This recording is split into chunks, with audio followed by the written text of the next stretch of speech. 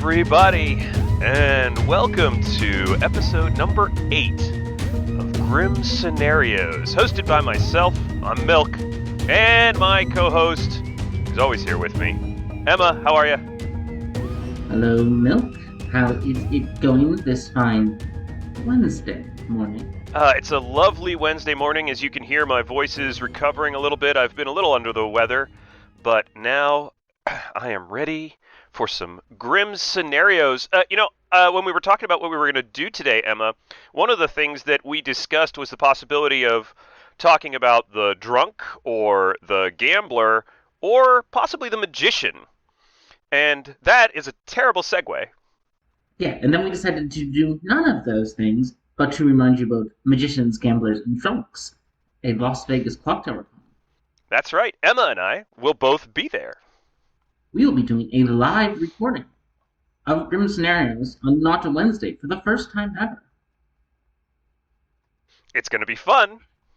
This will be the weekend of Friday the 27th through Sunday the 29th of October, with some early access stuff. You get in early on the 26th and pay for the bonus stuff. Mm-hmm. Some people, the degenerates among us, will be hanging around on the 30th, at least for most of the day, to play more games after the convention ends, because we're sickos. That's right. And then you can go home and get really drunk for Halloween on the 31st. So it's a pretty good deal. A perfect weekend for everyone. Don't drink and drive if you're underage or overage, but don't drink if you're underage. That's right. Grim Scenarios, a Blood on the Clocktower strategy podcast, does not encourage underage drinking. Grim Scenarios, or overage drunk driving. Grim Scenarios, a Blood on the Clocktower strategy podcast, does not encourage drunk driving of any kind. And that's your PSA for today, folks. So anyway, this talk of drinking and the drunk is, of course, a segue back into what we decided to actually do this week, which is revisit Trouble Brewing. The best script! It is the best script. It's perfectly balanced, as all things should be.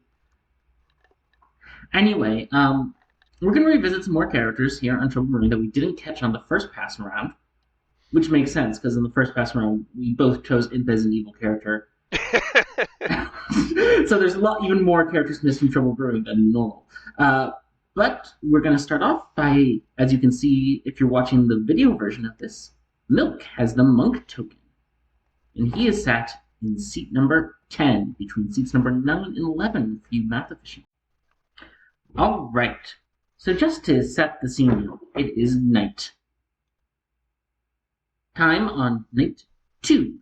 Night 2. And the reason it's nighttime on night 2 is, of course, that's the first time the monk acts. But you can't really be acting blind, so I'm going to tell you a little bit about what you know is going on. So yesterday, seat 6, who you did talk to, nominated seat 4, and was immediately executed and died. Ooh, nominated seat 4 and was immediately executed and died. That means that seat 4 is the virgin, everybody. Mm-hmm. Seat 6 was claiming to be the librarian they talked to you, confirming, of course, the butler, because who loves anything more than a confirmed butler, the best character in the Blood on the Clocktower? Oh, good. They didn't tell you who was on, and that's a problem for you, because you've been talking to seat 3 and seat 9, who have both sworn to you that they are the butler who picked you. They're both the butler who picked me. Glorious. Well, yeah. Let's go ahead and put 2 butlers on the Grim. That's definitely true. All right. In addition to seat 3, 9, and 6, you've talked to seat 12, who claimed Empath 0, and seat 7, who claimed Empath 1. Oh, great. Great. That's great. That's fantastic. And then, of course, the only other nomination that happened was on seat 5. Seat 5 was nominated because someone said they'd been up to something nonsensical, and seat 5 said, I am the soldier. Nonsense is my line of work. And that is, as far as you know it, the Grim. Just going to mark that player as our friend Jules. Okay. Anyway. So there we are. That's what you know. you know that seed 6 is claiming to be the librarian, and it's probably telling the truth because they blew up on our virgin. Seed 9 and seed 3 are both claiming to be a butler, which is, of course, what the librarian has claimed to have seen. Mm-hmm. Seeds 7 and 12 are both claiming to be empaths with different numbers, as 0 and 12 and a 1 on 7. And seed 5 is up to shenanigans and claiming soldier. Indeed. So here we are in the night. And Milk, my friend, you wanted to play the monk. I designed this scenario for the monk. So let me ask you, why monk? What is the monk to do here? So let's read the monk's ability really quick, everybody, just so that we all are on the same page. The monk's ability reads, each night, not including the first, choose a player, not yourself. They are safe from the demon tonight. Now, the monk's ability is, at first glance, exceptionally powerful. It prevents the demon from killing in Trouble Brewing or impacting in other scripts a player on the grim. We're just going to stick with the Trouble Brewing stuff for now. Monk can be very powerful elsewhere because it can mitigate demon effects, but on Trouble Brewing, the monk prevents death by imp specifically. I famously consider the monk to be a middling character. Some people think that the ability to prevent a death is exceptionally powerful. I think playing can I pick who the demon is going to pick at night might be a little gambly, a little difficult to actually pull off. We often see monks in games of Trouble Brewing that never protect anyone. And so I often simply out as the monk, because why not? If the demon kills me, that's great. That's an extra night of information that all the information rolls that are ongoing information get. And if the demon doesn't kill me, I still get to play the monk game and try to prevent someone from dying. And to, of course, talk with the monk game a little bit, the last time I saw a monk successfully save someone, it was an imp who was trying to do a night 2 star pass. Mm-hmm. And it was really counterproductive for the good team because a lot of us said, this person's probably good because the demon tried to kill them night 2. Yep. So, monk is a complicated role in the sense that the protections are sometimes not believed. Sometimes you protect someone at night and everybody goes, oh, well, you're just the demon bluffing, protecting someone at night. Let's kill you. Monk who survives till late in the game, might just be the drunk. There's a lot of issues. But on this specific Grim that Emma has provided for us, we have a clear and obvious target for our ability. Because we know a good player that the evil team wants to kill, and assuming that the evil team doesn't know who we are, we can keep that player alive late into the game. So, with that in mind, who should we monk protect here? We know that the librarian, if that's what they are, they could be the spy, but we know that the librarian has seen a butler, so we could protect a butler, right, if we knew where that butler was. But we don't, and we have 2 claims of butler, so that's not going to work. We have someone claiming to be the soldier. Now, they could be a powerful townsfolk role that gets information, who's just claiming to be the soldier so that they can live a little bit longer. Could be the Undertaker, for example. But, again, we don't know. Maybe they're just the soldier double bluffing. We have 2 claims of empath.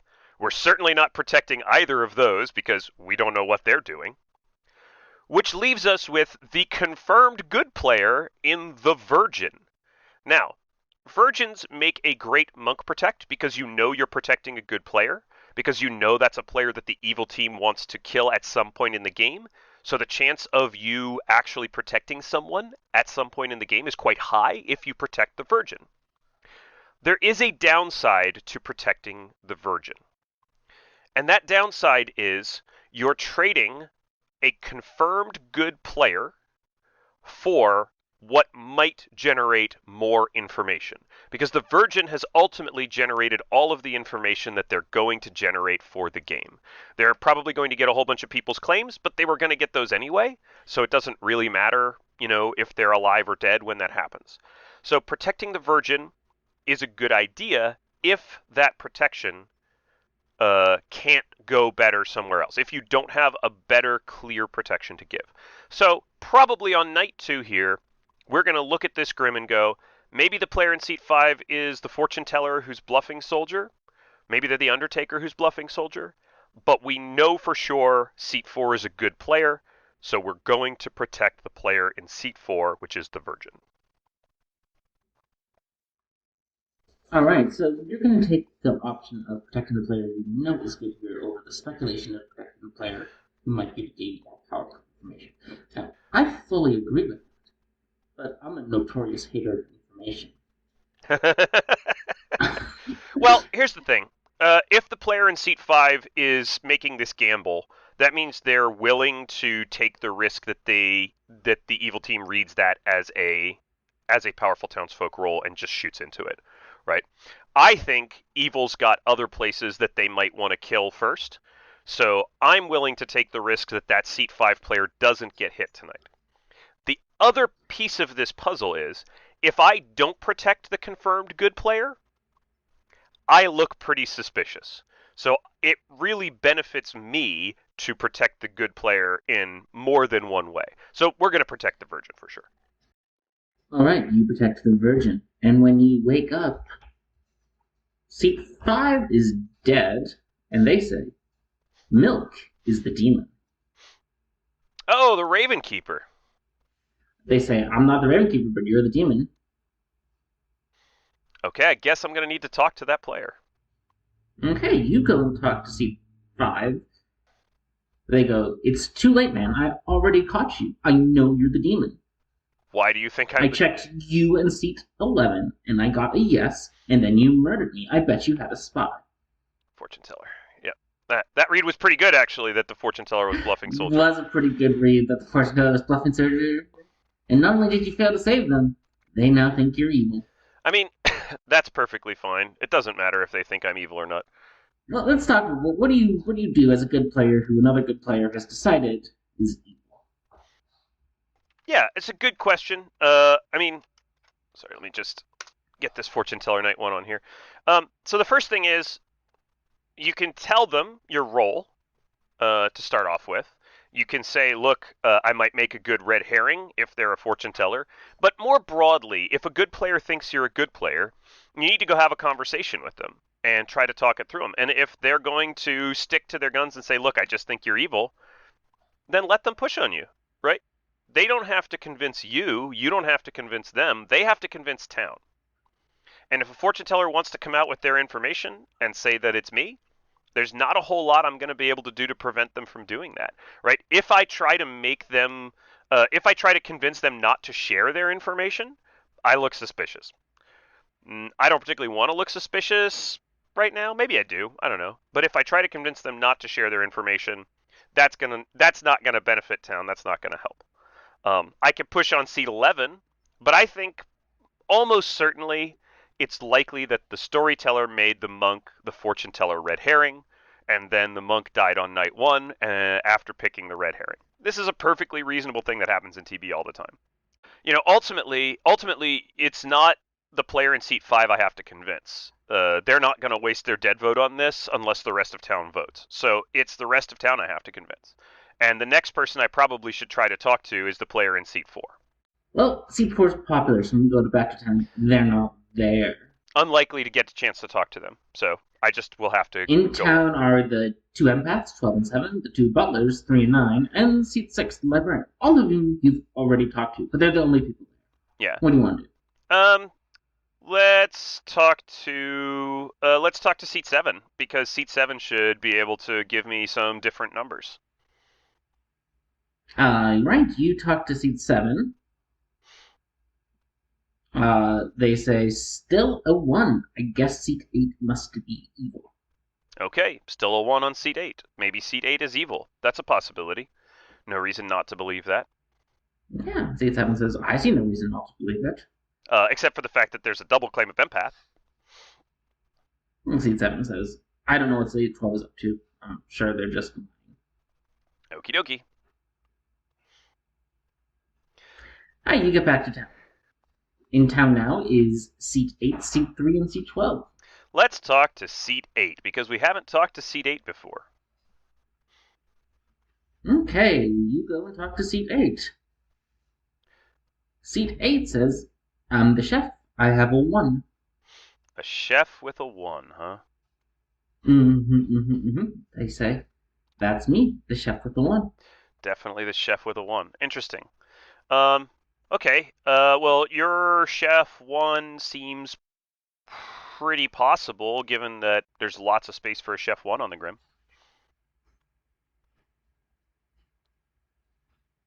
Have you heard of a recluse? They say, I have not.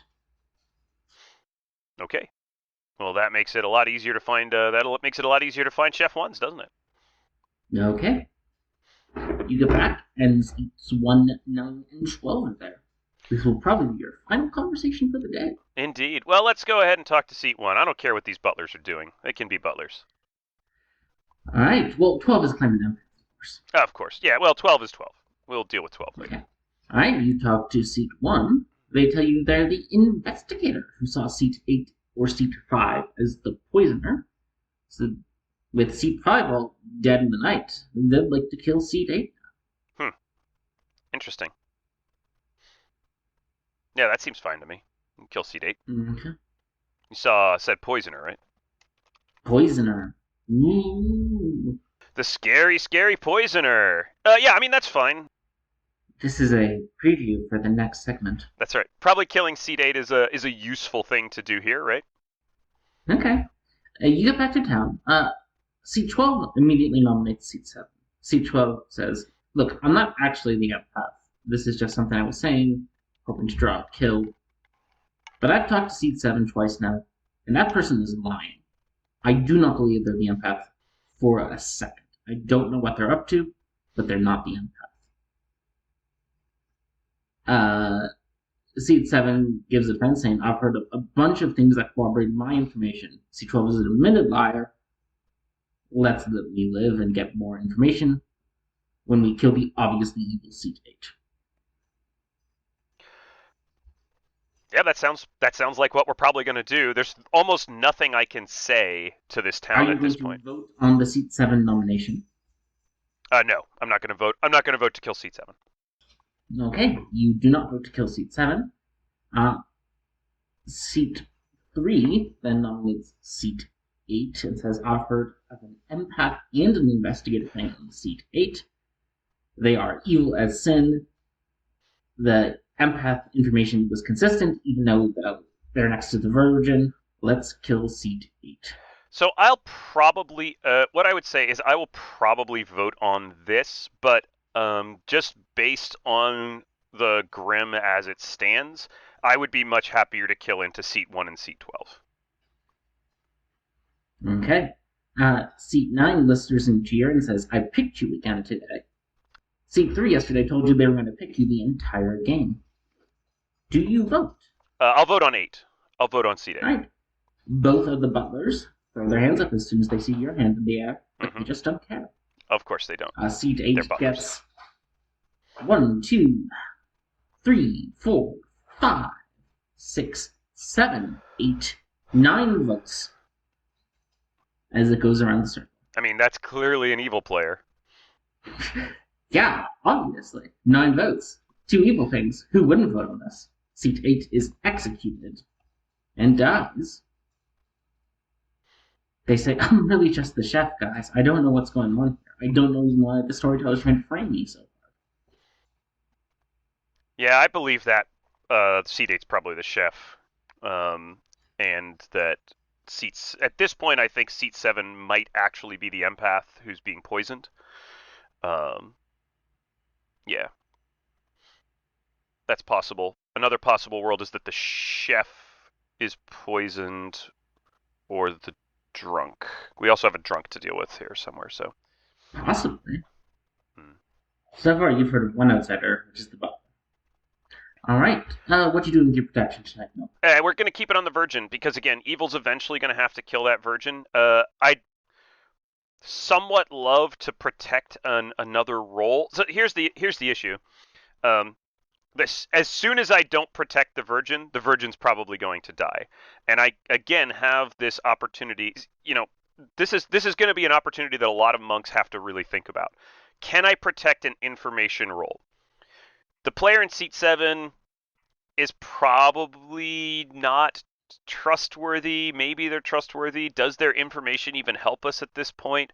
Probably not protecting that empath. The player in seat 12, maybe they're the Raven Keeper or the Soldier. They're probably just an evil bluffing those things. Again, the butlers, I don't care. I'm just going to protect the confirmed good player, right? Because that's my best chance of getting a protection to actually go off and costing evil anything. Okay. Well, you protect seat 4, and when you wake up, seat 2 is dead. Seat 2 says, I'm the Raven Keeper. I checked seat 11, and I saw that they were, in fact, the imp. Seat 11 says, I'm not the imp, I'm just the recluse, bro. There's the Recluse. And seat 3 goes, no, because I told you I was the fortune teller, so I think you're just the imp. Seat 5, you mean? Seat 11. No, seat 2 says that. Seat 2. Oh, I see. Seat 2 was bluffing fortune teller. Got it. Yeah. And seat 11 says, no, I'm really just the recluse. Who else did you tell? And this is getting loud and obnoxious. I'm not going to recount their entire very. Yeah, it's not worth their time. But you get this. This is a typical good conflict that comes up in town sometimes where people are just sort of screaming at each other. You're evil, no, I'm good. You're evil, no, I'm good. Yeah. Who do you want to talk to? I'd like to talk to the player in seat 6. Seat 6. Okay, you go and talk to seat 6, and they go, you want my butler pings? I would like to know which of these two is the butler. They keep both They picking go, me. I'd like to you're know which one going they to are. hate this, but I saw seat 9 and seat 3 as the butler. Of course you did. They go, I am pretty unhappy about this. I talked to seat 3 first. I said, I'm the librarian who saw them as an outsider. They said, oh, in that case, I'm the butler. And then later I talked to seat 9 and said, I saw you in my outsider ping, but I know you're not an outsider. They go, yes, I am. I'm the butler. And now I'm just confused. So, socially speaking, I would at this point think that the evil team is somewhere between seat 3, seat 1, and seat 12. That's just a soft social read, but that's the players I would want to kill into today, based on this information and previous conversations. Okay. So, that being said, okay, seat 6, that sounds great. You died to the Virgin. If you're the spy, then you already know my role, so it doesn't matter. I'm the monk. I'm protecting the Virgin every night. Okay. That night, you can then go back and you can talk to, let's say, seat 12 or seat. Yeah, I really just want to talk to Three. seat 12. Alright, you talk to seat 12. What's your deal, empath? Not empath. They go, I'm just the saint, buddy. Look, here's what's going on with me. I talked to seat 7, and I think they're full of it. Every single thing about their conversation with them sent the hairs on my back and my neck triggering up. They're not the empath. 100% I would bet my life on the fact that they're not the empath. And the funny thing is, they immediately knew I wasn't the empath either. But there's no way that I'm not trying to deal with misinformation anymore. I'm worried about getting executed. Everyone thinks I'm suspicious, but I'm promising you, I'm just the saint. Just the saint, huh? Mm-hmm. All right. Well, good enough for me. All right. You get back to town, and seat 7 has nominated seat 9, saying, empath with a 1.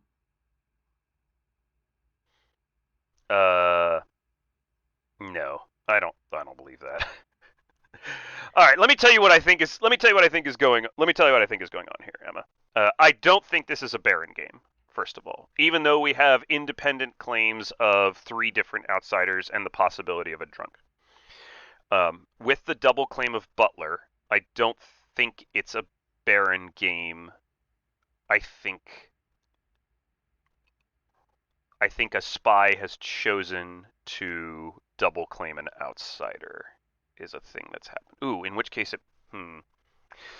Yeah, I don't know. My gut reads are now feeling really off, but it feels like a spy. It feels like a spy has decided to double claim the butler for reasons that I can't even begin to understand. Maybe they just love being a butler. Maybe It's the they best do. role in Blood on the Clocktower. Jesus. Yeah, let's not talk about that. Look, I just want to kill the player in seat 1 at this point. At this point.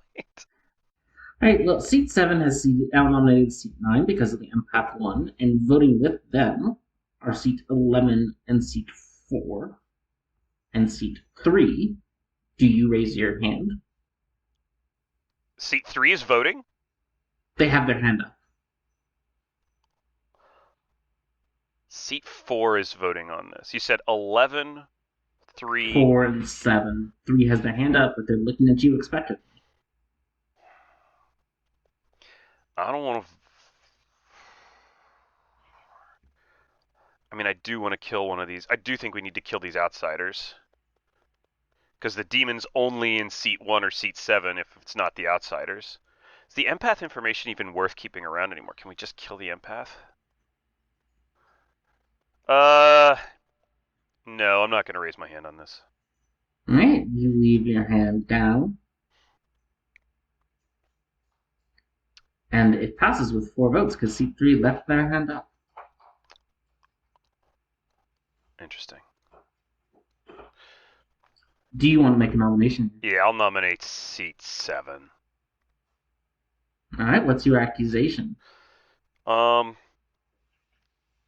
accusation is, in a world where we have a Baron in the game, I've heard of 3 independent outsiders.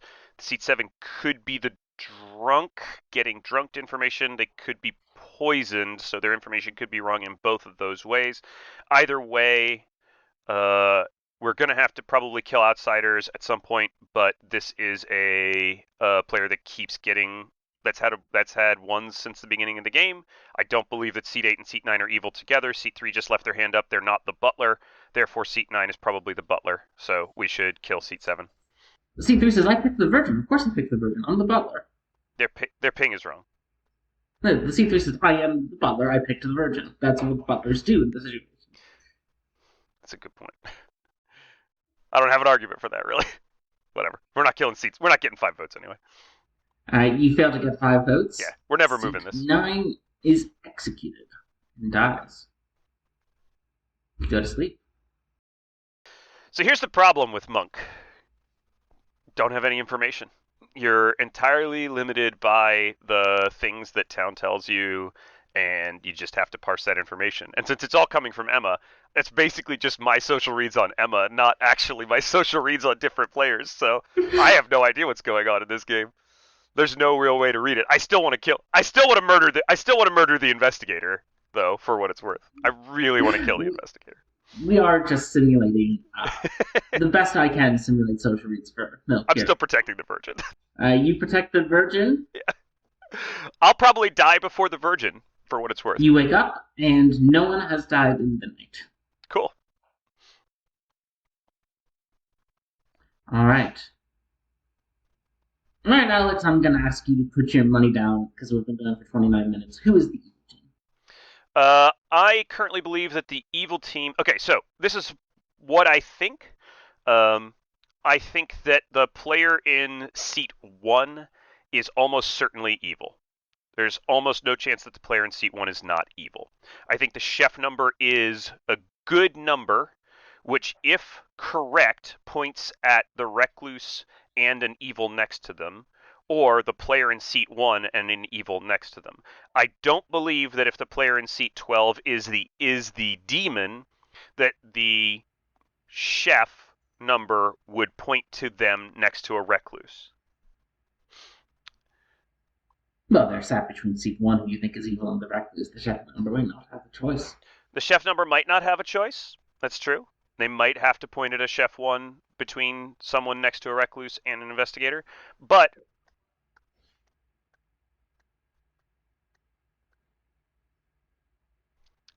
earlier I thought it was 12, 1, and 3. I think it might be that the chef is the drunk. It's a Baron Poisoner game or a Baron Scarlet Woman game, and it's 1, 3, and 7. I don't think I have the information to determine between them. I don't think 8 and 9 were evil together, so 7 is either evil, drunk, or poisoned. 7's information is wrong. I'm going to go seat 1, seat 3, and seat 7 are the evil team.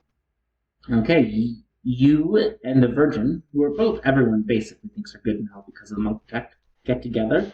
Which one of them, they say, I'm willing to buy your world of 1, 3, and 7. Who do you think we should kill today? 7's loud with the empath information. Empath can get them late into the game. 3 is doing weird stuff. That's a Baron being silly and double claiming an outsider. 7 is, I don't see a poison anywhere. 7 could be a Scarlet Woman or a spy, maybe. I'd kill seat 1. I think Investigator's the most demony bluff of the 3. All right, well, you push on seat 1 today with you and the Virgin's help. Seat 11 and seat 12 vote with you. Seat 1 is executed. And the game doesn't end, but the scenario does. And we're going to say at this point, Good's win seems pretty inevitable. Nice. Because you just executed the imp. The game didn't end because seat 7 was the Scarlet Woman, and seat 3 was the Baron, as you correctly identified. Seat 2 was the Raven Keeper, who pinged off the Recluse in seat 11. Seat 12 was, in fact, the Saint, who did just get the heebie-jeebies talking to seat 7. Seat 9, the real Butler, who did vote with you, the person they said they were picking all game. Seat 8, the Drunk Chef. Drunk Chef, yep. Seat 6, the Librarian, who saw the Baron and the Butler, and the Baron just took a gander, happened to get it right. Seat 5, the Fortune Teller, you were their red herring, but they did check you with the Recluse. And seat 4, of course, the Virgin. Yeah, I mean, let me just say, I got it wrong a whole bunch of times before I got it right. Yeah, no. You participated in the murder of the chef and just the chef. You have to be open to changing your worldviews as the game progresses, especially as a character that doesn't get direct information. It's really crucial. And you can do this as an outsider too, right? This is how outsiders really have to play. You have to open your mind to a whole lot of different worlds, and then as the game progresses, you have to eliminate individual worlds. I pegged seat 1 as evil pretty early, thought they might be evil with seat 12 because of the chef info. The Recluse coming out makes that seem less likely because it really hurts evil to show that. Obviously, if you have to, you have to. Barons sometimes get into double claims with other outsiders. It's a silly thing that they do. I don't know why they do it, but it's a thing that they do that Emma and I both dislike. I promise you all, we will do a Baron episode, and I will show you all how to Baron properly at some point in the future. But it's on the docket. But Empath Bluff is middling for a Scarlet Woman, I would say, and the Scarlet Woman was too aggressive about pushing those empath ones. That's too much information for an empath to catch that. The chef one was in that, which means the chef had to be evil. Just didn't fly for me. So you have to be willing to change what you think as the game progresses. If you get stuck on one world, what's the word Patters likes to use? If you tunnel on one world for too long, right? You can get trapped and ultimately be unable to solve the game, right? Which you're already going to struggle to do with a lack of information because your role doesn't provide it, right? Here, the monk did exactly what it says on the tin: protect the virgin until protect the virgin until you die or until you run out of room. For other players to be evil, which is exactly what we did here. We narrowed it down to a probable Baron world, and then we just found the other two people who weren't outsiders. Yeah. The bluffs, of course, were investigator, empath, and soldier, which is how the imp knew that the fortune teller was a lying liar who told Yep. lies. Another great way to use your bluffs, evil team, right? Know where the good players who are bluffing are. Mm-hmm. And since they weren't using the soldier bluff anyway, it wasn't even like it was could be traced back to them. Yep. It was the one they dropped. Easy information. Well, that was fun. I enjoyed doing that. A little bit of monkeying around. That was good. It's not an organ grinder episode. It's going to be real hard for us to figure out how to do an organ grinder episode, but we will We'll eventually do it. figure out how to do it. That's not what we're gonna do at. That's not what we're gonna do in Vegas, though, Emma. I mean, we have our plans for Vegas, which we're not going to tell you yet. We're not telling you We're yet. going to tease you. It's exciting, though, isn't it? We're very excited about it. There are so many things that we could be in Vegas. So but who many knows things. Yep. what we are. Well, the player in seat 10 really enjoyed that particular game. And before we sign off for the first segment, I wanted to just throw out a quick thanks to Navian and Demeta from the Connecticut Blood on the Clocktower stream. They had us on the stream to guest storytell this past Friday. It was a real fun time. We had a blast. We even wrote a script to run called A Grim Scenario, which hopefully everybody had a good time playing. It was a very interesting game. Not sure if it would make an interesting episode, Emma, but it was a lot of fun, a lot of social play. So Yeah, the script is based off the first 6 episodes of Grim Scenarios, hence its name. and a few things we intend to do in the future. So if you're looking for some clues, yeah, they might say one of the character scenarios for planning for Vegas is on a Grim Scenario. So that's true. That's very true. We put it on there on purpose. All right, Kim, we're gonna keep it moving. So thanks again to our editor Kim as well for keeping us looking good and sounding good. She has now been paid in coffee. She has been paid in coffee and Shakespeare. So maybe they can still hear us. I don't know. We'll keep talking at some point. All right. Let's go to the second one. Alright, friends, well, Milk is setting up the next scenario. I have an exciting announcement to make with you, which is that this Sunday at noon Eastern, tickets for ClockTowerCon 2024 are going on sale. This convention will happen in the District of Columbia at the Hilton McLean's Tysons, which is just outside the city proper. And this Sunday at noon Eastern, you can go and get early bird badges for a slight discount. Once those run out, those are gone and you'll have to pay full price. There's going to be weekend badges, daily badges, VIP badges, and something called a VIP Toymaker badge. Not 100% sure what those are, but I'm sure they're exciting. There's going to be a lot of fun and exciting things for you too, including special guest Ben Burns from the Pandemonium Institute, special guest Ed Gabriel from the Pandemonium Institute, 2 more special guests that we don't know about yet, more special events, more panels, more board games, more social deduction games, more friends to make, and more games of Blood on the Clocktower. Now this is going to be between April 12th and 14th, 2024, and there's going to be a special event or 2 if you show up early on Thursday night as well. Anyway, I went to this last year. It was a blast. I'm incredibly looking forward to going again this year. I really do hope to see you there, so go get your early bird badge today. Or not today, get it on Sunday when they go live. Not today. That'd be crazy. Anyway, you can buy them at www.clocktowercon.com. And also, next week on Grim Scenarios, we're going to tell you you can get a free badge, courtesy of Grim Scenarios and East Coast Gamers. Anyway, we'll get back to the scenarios now.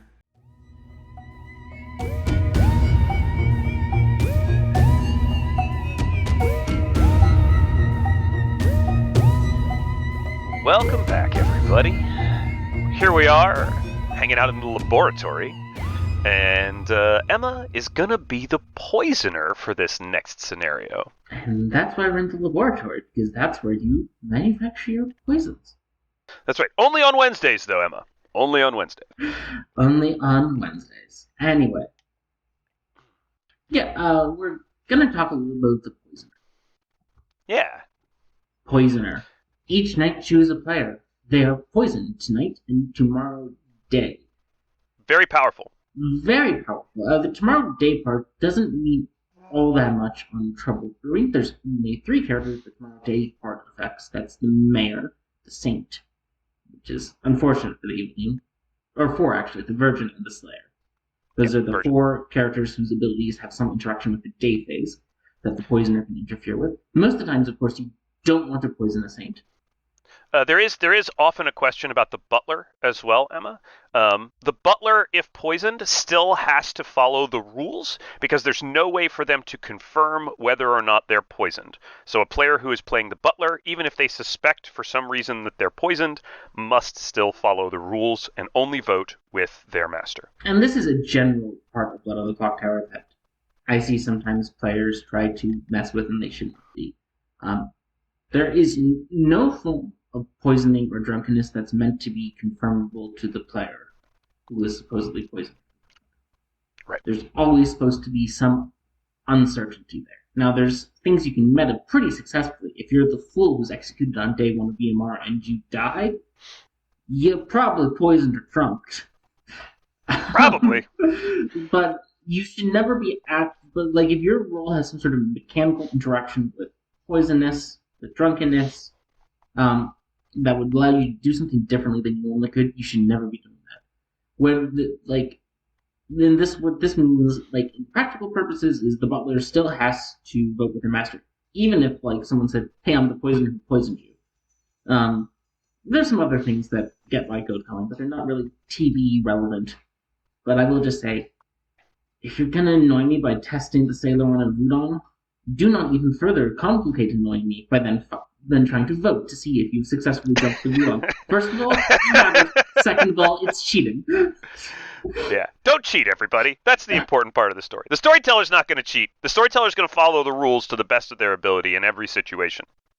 And even though they can't necessarily punish you if you're the butler and you cheat, don't cheat. Play the game. Yeah, and like I like if you're buttling and I notice you're buttling with your master, I may bring you aside and be like, "Hey, I saw you vote without your master. It's probably a mistake. It's hard first to learn.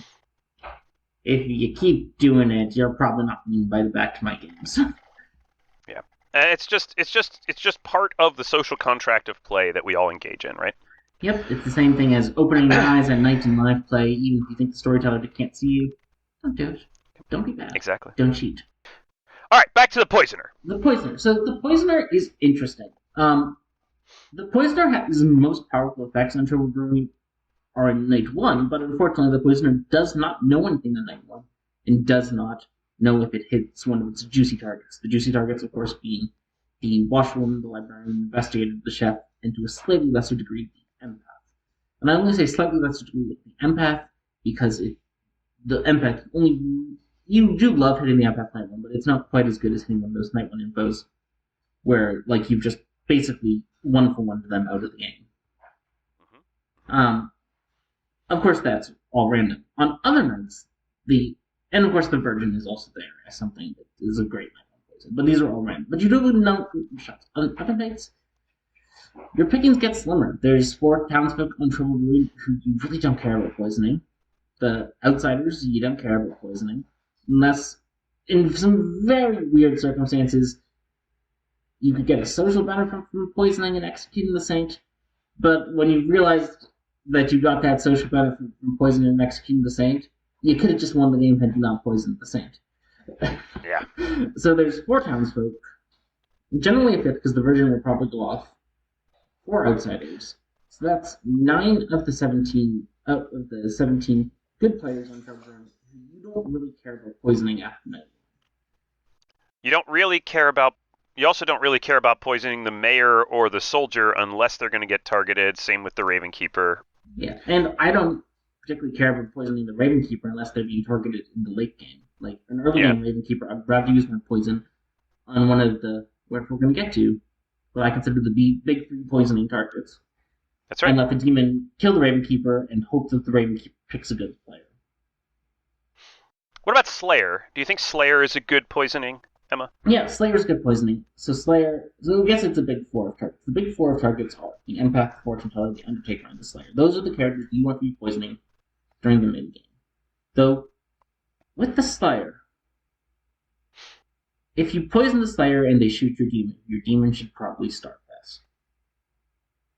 And the reason for that is because if someone's confirmed not the demon, and they're not dying, something weird is happening. So if you poison the Slayer and your demon survived the Slayer shot because of your poisoning, probably nudge your demon into star passing at some point because that's no good.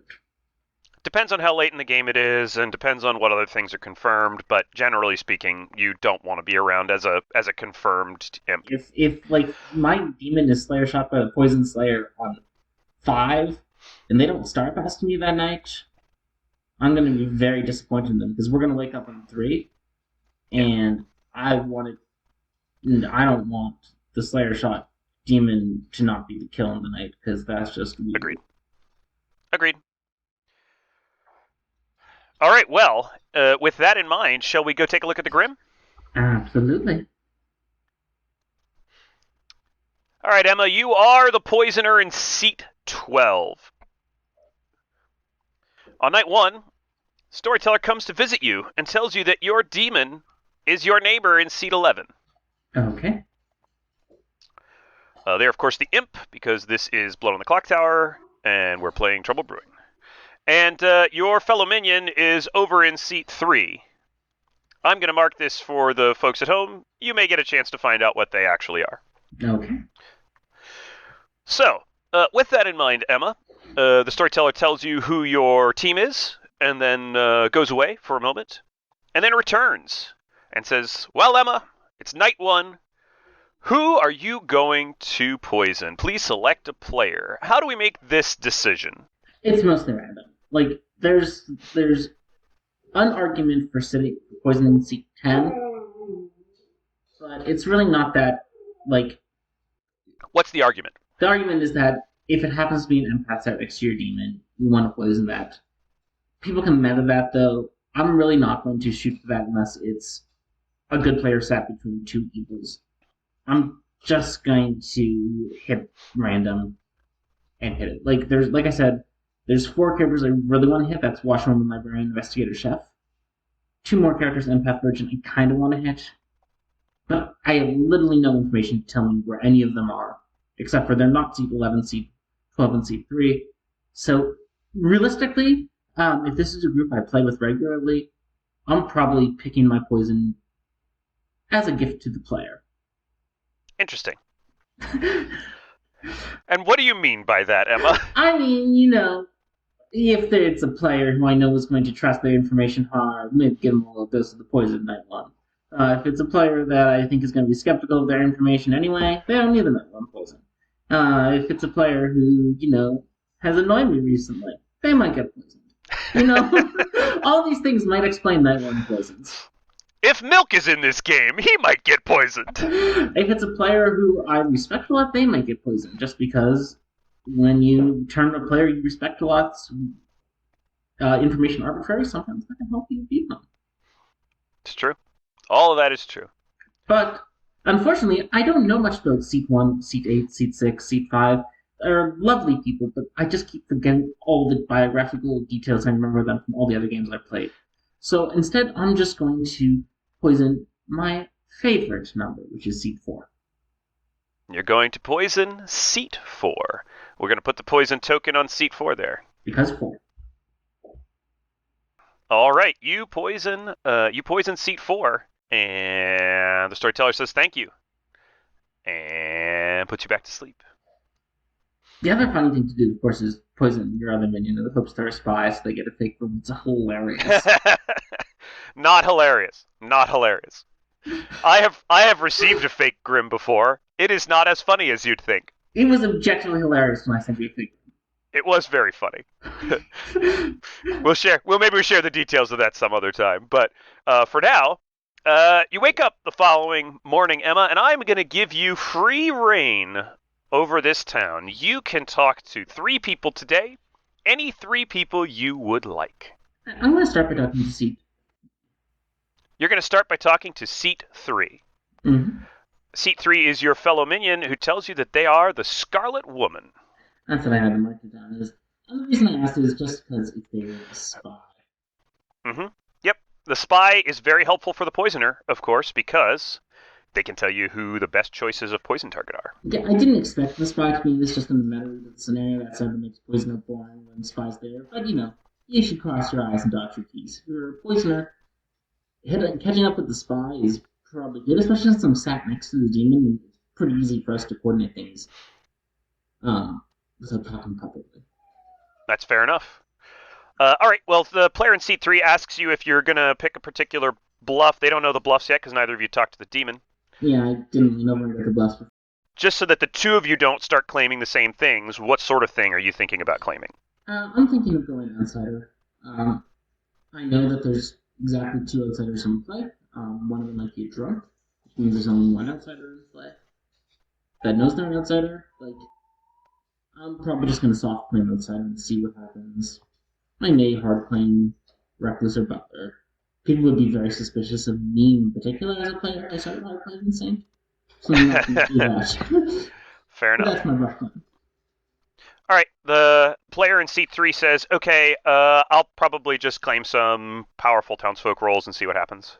All right, so you go back to town, and again, everybody comes back to town at the same time. It's crazy how coordinated this town is. You have your pick of 2 more conversations. Let's talk to, doesn't really matter, let's talk to seat 8. Let's see what's up with seat 8. Okay, you talk to seat 8. Seat 8 says, yeah, I'm the Undertaker. Yeah, I don't have any information to give you yet. Yeah, that's how the Undertaker works. I say, I'm an outsider. Oh, really? Which one are you? I say, I am an outsider. I don't believe your claim, so I'm not going to give you my actual claim. Okay. Because I've heard of an outsider. I say, interesting. Fun. Yeah, I heard of a recluse. Oh, recluse. Super. Yeah. Fun. Who are you? Okay. Interesting. All right, bye. All right. That was a weird-ass conversation. That's probably the recluse. Really? Why do you think that player's the recluse? They seemed very weird with the fact that I was claiming outsider, and they wanted to confirm I wasn't the outsider, and also they lied to me. They're not the outsider. Okay, fair enough. All right. Let me talk to seat 4. You want to talk to seat 4? All right. Yeah, I poisoned them. May as well talk to them. Yeah. Oh, hey. Yeah, I'm okay. Just kind of telling everybody what I'm actually. I'm looking for a virgin. I'm the librarian. I saw Saint. Perfect. Yeah. I'm not sure if I should say where I saw the Saint or not. Okay. I say, well, I'm also an outsider, but definitely not the Saint. Not the Saint. Okay, cool. I'll mark you as not the Saint. I'll mark you as an outsider. Yeah. Okay. I say, who was in your base, if I don't mind you asking? Seat 11 and seat 3. Mm-hmm. Okay, I say, cool. All right. Bye. All right, when we get back to town square, at some point I surreptitiously lean over to my imp and do some role exchanging with them. Sure. Or in the online app, I send them some text messages. Yeah, so the imp whispers over to you that they're gonna claim that right now they're planning to claim investigator, but that fortune teller and saint are other bluffs. I tell them they should claim Saint that have been seen by a librarian as such. They say okay. And the librarian was poisoned. They say okay. And no one seems to have noticed the two of you whispering today. Okay. All right. So with that in mind, nominations come around, and the player in seat 4 publicly says that they're willing to nominate a virgin. No virgins step up to be nominated. The player in seat 9 nominates the player in seat 10. And the accusation is, I've heard of a ping. Oh, well, I learned this empath thing. All right. So You and the player in seat 3, along with some other people, vote on this, and it gets 6 votes, including the player in seat 9, and some other players around the Grim. Town executes the player in seat 10 for being in a ping. And then everybody goes to sleep. And as the poisoner, Emma, you get to act first. Well, And I'm maybe. poisoning seat 9. You're poisoning seat 9. And why are you poisoning seat 9, Emma? Investigator and fortune teller are bluffs. The ping is an empath ping. Seat 9 is sat next to the recluse in seat 8. Seat 10, so they got a 1 on seats. Their neighbors, seats 10 and seats 8.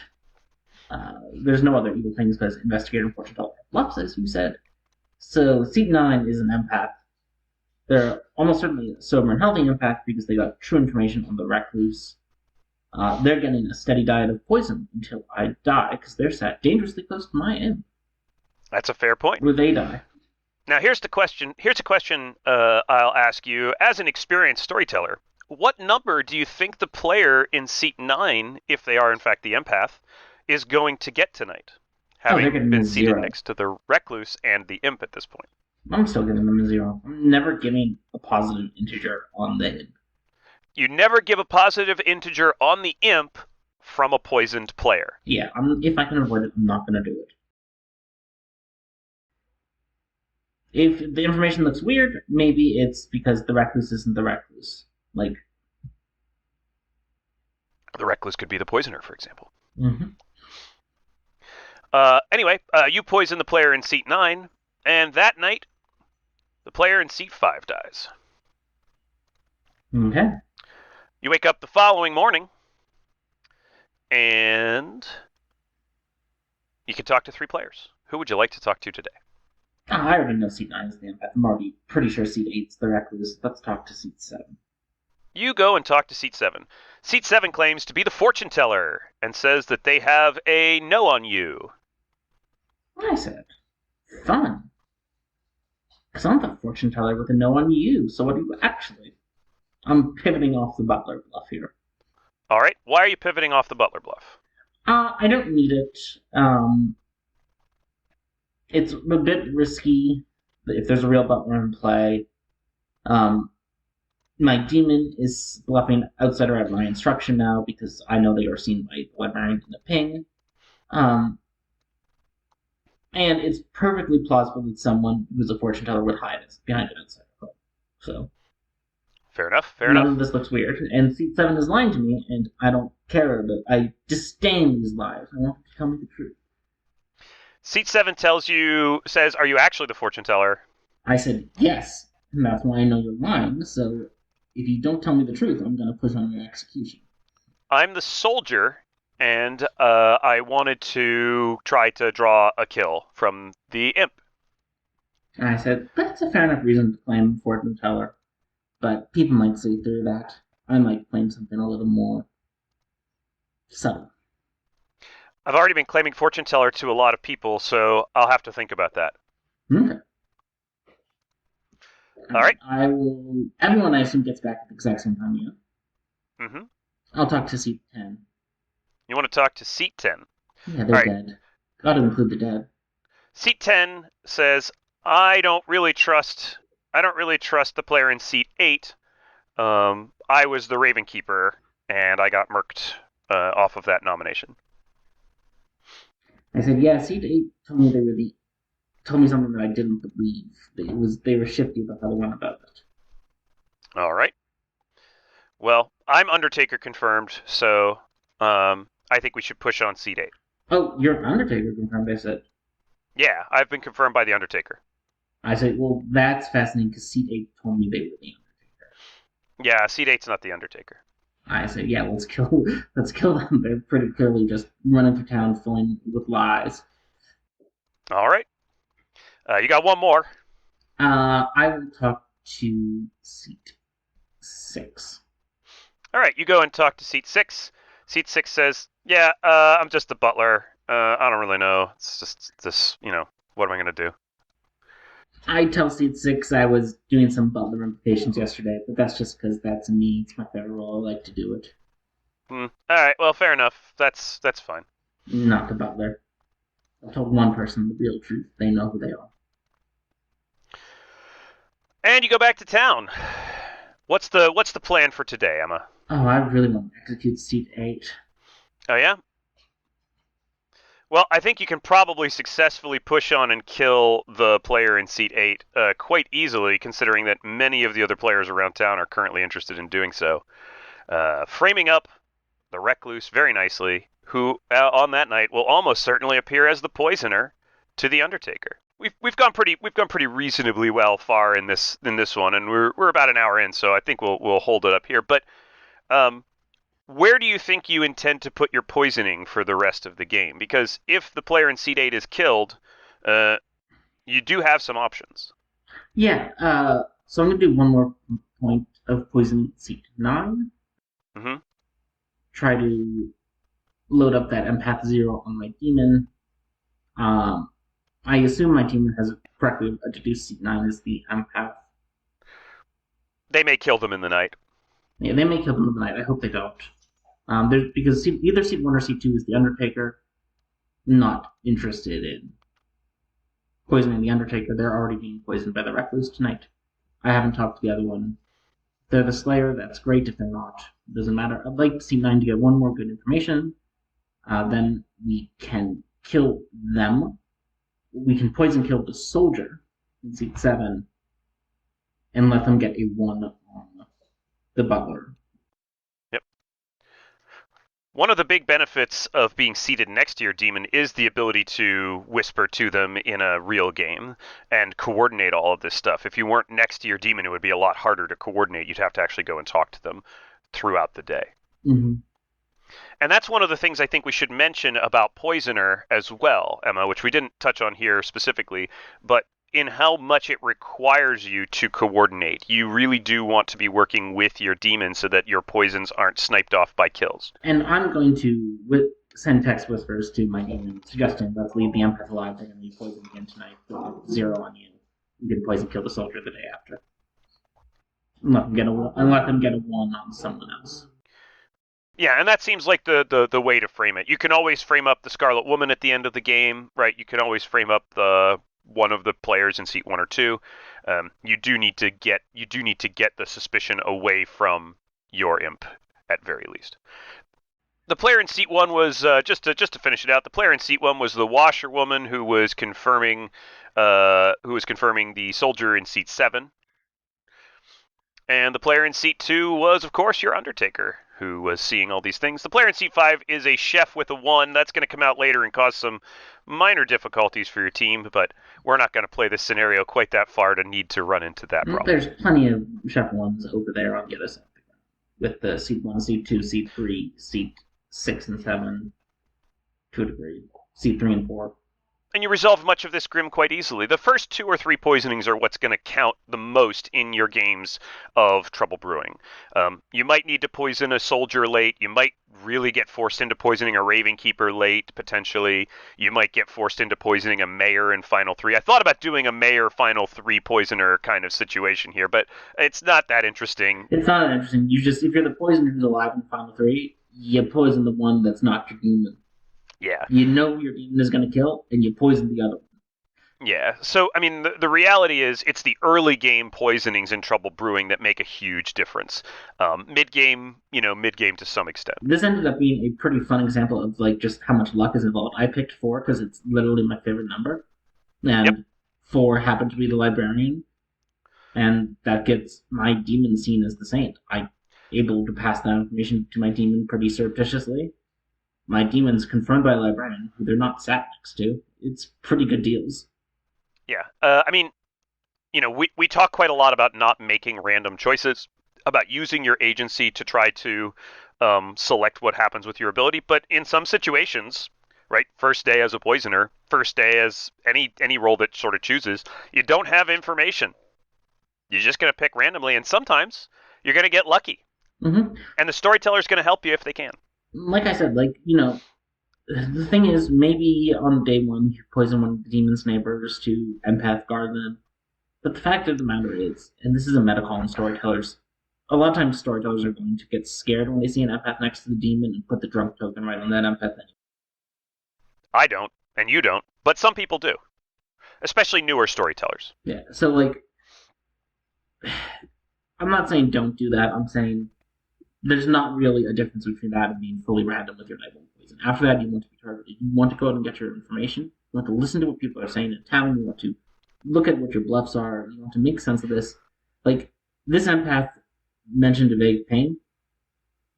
Cool. Like, the weird conversation with the Undertaker, the empath mentioning the pain, the bluffs, that empath is getting nothing but poisoned information the entire time. Unless I choose to let them get them sober information. And I want to stress something else, which I think we've both kind of touched on in the past on the podcast, but we've never kind of explicitly said it. And it's something that a number of people who I've talked to about grim scenarios have mentioned to me, which is what we have been pointing out in a lot of cases is how much attention you should be paying to what other people are saying during their accusations, during the town square phase, right? During the day. Listen to what people are saying. Listen to what they're not saying. Players will out information sometimes that they don't intend to out, and if you're not paying attention or you're kind of detached or distracted or not listening, you might miss little cues like that. I've heard of a ping. Well, how did you hear of a ping? Where did the ping come from? What pings are available on this script? If there's only one or two pings available on the script,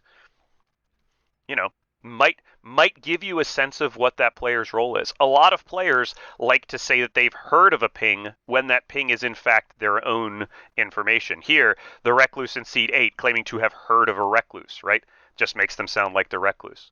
So just be aware of what other people are saying and, to another extent, what you're saying because of how it gives away information. Yeah, that is a big deal. Like, this is a game where what I especially love about playing this game in person. And I'm more known from the online community. Is when you're playing this game in person, you like the distractions just go away. Like, they're gone. Your phone's away. Your computer's not there. Everything is gone. And you're just in the moment, listening to what people say. Ryback and Mullibach aren't, heckling you in your DMs, things like that. They're heckling you in person, probably. But, like, the details that people don't know they're giving away